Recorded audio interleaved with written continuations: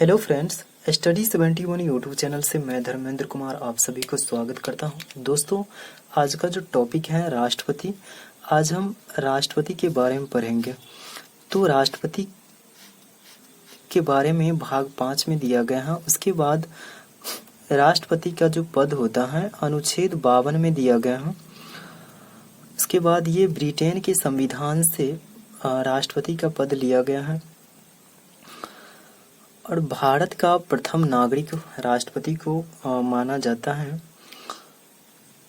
औपचारिक कार्यपालिका राष्ट्रपति होता है, अनुच्छेद 53 में दिया गया है। अगर हम वास्तविक कार्यपालिका के बारे में बात करें तो वास्तविक कार्यपालिका जो होता है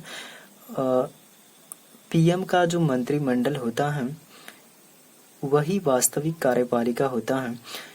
जैसे क्या होता है कि अगर कोई विधेयक है, उस विधेयक को अगर अधिनियम बनाना है तो वो अधिनियम जो है लोकसभा राज्यसभा में से पास होने के बाद राष्ट्रपति का उस पर हस्ताक्षर होता है, तब जाकर के अधिनियम बनता है।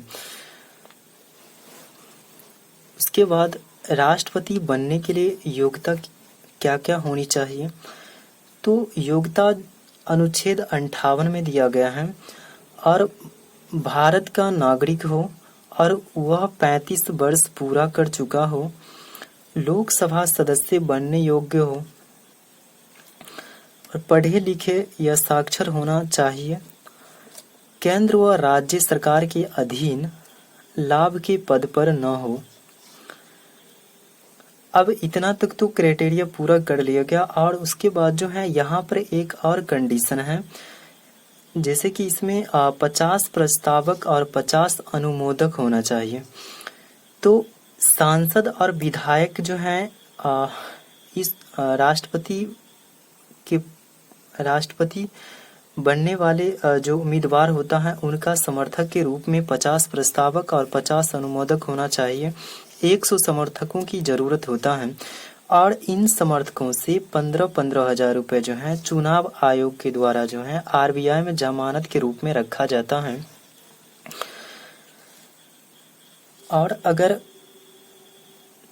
और ये समर्थक जिस उम्मीदवार का होता है, अगर वो उम्मीदवार 1/6 मत अगर प्राप्त करता है तो इनका जो पैसा जमानत के रूप में रखा गया है ये रिफंडेबल या वापस हो जाता है। लेकिन अगर इतना मत 1/6 भाग अगर मत प्राप्त करने में असमर्थ हैं तो उस कंडीशन में क्या होता है कि ये पैसा जो भी जमानत के रूप में रखा गया है ये सरकार का हो जाता है, गवर्नमेंट को हो जाता है। और उसके बाद यहाँ पर आपको राष्ट्रपति का चुनाव कैसे होता है,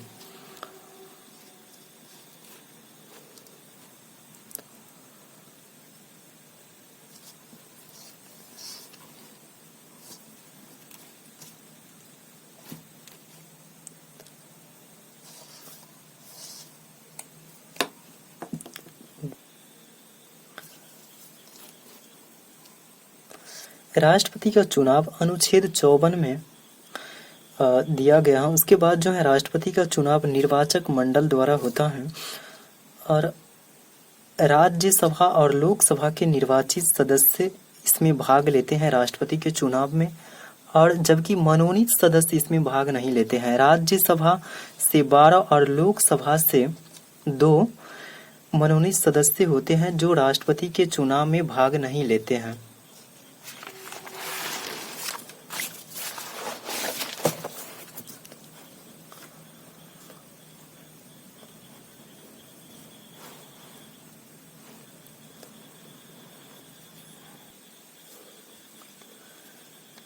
राज्य विधानसभा के चुने हुए सदस्य राष्ट्रपति के चुनाव में भाग लेते हैं। उसके बाद विधान परिषद जो होता है, जो आपका राज्य में होता है विधान परिषद, ये राष्ट्रपति के चुनाव में भाग नहीं लेते हैं क्योंकि अभी 6 राज्य में ही ये विधान परिषद है और 7वां राज्य जो है WB अर्थात जो आपका वेस्ट बंगाल है वहाँ पर जो है बनने की घोषणा की गई है।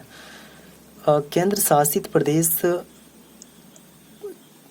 विधानसभा दिल्ली और पुदुचेरी के चुने हुए सदस्य, अर्थात इसको जो है कब शामिल किया गया, इसको 17वें जो संविधान संशोधन हुआ उसके अंतर्गत जो है इसको इसमें राष्ट्रपति के चुनाव में इन सदस्यों को शामिल किया गया।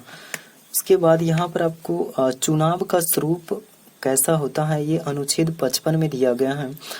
तो राष्ट्रपति का चुनाव जो होता है वो अप्रत्यक्ष रूप से होता है एवं गुप्त, अर्थात अप्रत्यक्ष रूप से और गुप्त इसलिए होता है क्योंकि इसमें जो है डायरेक्ट जो है जनता के द्वारा नहीं चुना जाता है राष्ट्रपति, अर्थात जो जनताओं के द्वारा जो चुने हुए सांसद और विधायक होते हैं उनके द्वारा राष्ट्रपति का चुनाव होता है, इसलिए अप्रत्यक्ष रूप से जो है राष्ट्रपति का चुनाव होता है। यहाँ पर अब अनुपातिक प्रतिनिधित्व प्रणाली एवं एकल संक्रमणीय मत पद्धति।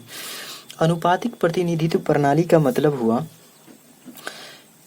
इसका मतलब हुआ प्रीफरेबल होता है, अर्थात इसमें वरीयता क्रम दिया जाता है। जैसे कि अगर 4 अगर उम्मीदवार हैं तो इसमें आप जिसको अगर पहला स्थान पर प्रायोरिटी दे रहे हैं, पसंद कर रहे हैं, तो उसको आप 1 डालेंगे। फिर दूसरे व्यक्ति को अगर पसंद कर रहे हैं तो आप 2 डालेंगे। तो इस तरह से जो है प्रीफरेबल होता है। लेकिन अगर हम गांव मोहल्ले की अगर बात करें तो जहाँ पे जो है जो आपका मुखिया सबका जो चुनाव होता है उसमें क्या होता है कि अगर एक व्यक्ति अगर जितना भी मुखिया उम्मीदवार के लिए उम्मीदवार हैं, अगर उन सभी को अगर वोट अगर डाल देता है तो उसका वोट जो है वैल्यू खत्म हो जाता है। लेकिन राष्ट्रपति के चुनाव में ऐसा नहीं होता है, प्रीफरेबल होता है। और उसके बाद और एकल संक्रमणीय मत पद्धति का मतलब हुआ, इसका मतलब हुआ ट्रांसफरेबल होता है। क्या होता है कि जैसे कि अगर पहले उम्मीदवार का अगर वोट अगर गिनती किया गया तो अगर मान लीजिए इसकी अगर हार हो रही है, अगर ये जीत हासिल अगर नहीं कर पा रहा है तो इनका वोट दूसरे उम्मीदवार हैं उनको जो है ट्रांसफर कर दिया जाता है। तो ठीक ये दूसरे बार जो गिनती हुआ था, दूसरे बार के दूसरे चरण के जो मतगणना हुई थी उसमें बीवी गिरी को जीत हासिल हुआ था। तो इस तरह से राष्ट्रपति का चुनाव होता है। अब यहाँ पर एक विधायक के 1 वोट का जो मूल्य होता है राज्य की कुल जनसंख्या, क्योंकि राज्य की जो जनसंख्या होता है हर राज्य का अलग अलग होता है, इसलिए राज्य की जनसंख्या से भाग करना होता है राज्य विधानसभा के चुने हुए सदस्य के से, और गुने 1/1000 होता है। मतलब सांसद का 1 वोट का मूल्य सभी राज्यों की विधायकों के वोट का मूल्य बट्टे लोकसभा और राज्यसभा के चुने हुए सदस्यों की कुल संख्या और गुने 1000। इसमें जो है आपका एक बट्टे में नहीं होगा। उसके बाद अगर हम कोटा की बात करें तो मतलब टोटल कितना वोट जो है या वोट कैसे निकाला जाता है, तो कुल वोट कैसे, अगर मान लीजिए कोई किसी उम्मीदवार का अगर वोट टोटल अगर निकालना हो तो कैसे निकालना होगा, तो यहाँ पर कुल वैध वोट और बट्टे उम्मीदवारों की संख्या +1 इसमें ऐड कर दिया जाता है। नोट यहाँ पर राष्ट्रपति के चुनाव का जो विवाद होता है, राष्ट्रपति के चुनाव में जो किसी तरह का अगर विवाद होता है तो उस विवाद का निपटारा जो है उच्चतम न्यायालय के द्वारा किया जाता है। अब यहाँ पर चुनाव होने के बाद जो है अब राष्ट्रपति तो बन गए, जो भी उम्मीदवार राष्ट्रपति बने राष्ट्रपति तो बन गए। अब राष्ट्रपति बनने के बाद शपथ भी लेना होता है।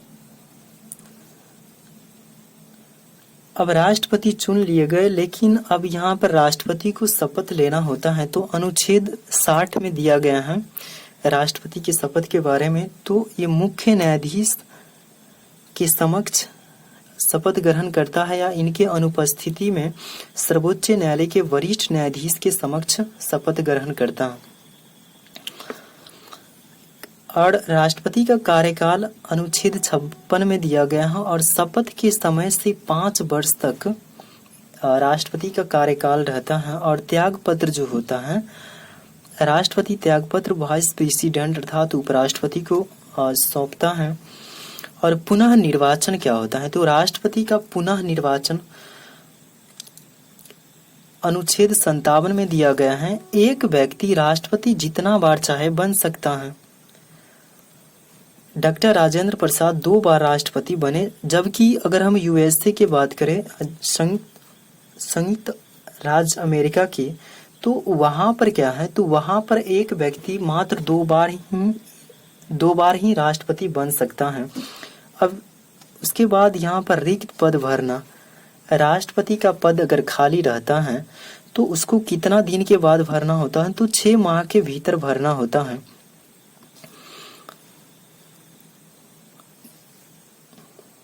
अब राष्ट्रपति पर महाभियोग भी चलाया जाता है, तो अनुच्छेद 61 में जो है दिया गया है और ये यूएसए के संविधान से लिया गया है। तो महाभियोग क्या होता है, संविधान के नियम के उल्लंघन करने पर किसी राष्ट्रपति को उसके पद से इस्तीफा देने की प्रक्रिया को महाभियोग कहा जाता है।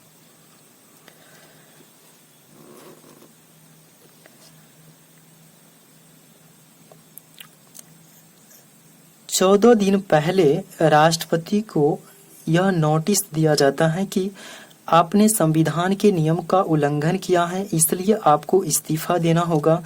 उसके बाद संसद में अगर राष्ट्रपति अगर इस्तीफा देने से मना कर रहा है तो संसद में महाभियोग की प्रक्रिया चलाई जाएगी और 1/4 भाग जो है सदस्य सहमत होना चाहिए। और राष्ट्रपति के महाभियोग में राष्ट्रपति के ऊपर जो महाभियोग जब चलाया जाता है उसमें विधान परिषद इसमें भाग लेते हैं। जो राष्ट्रपति के चुनाव में नहीं भाग लेता है वो महाभियोग में भाग लेते हैं। तो विधान परिषद भाग लेते हैं और लोकसभा राज्यसभा के मनोनीत जो सदस्य होता है 14 ठो, अर्थात 12 लोकसभा और 2 राज्यसभा के जो सदस्य होते हैं वो इसमें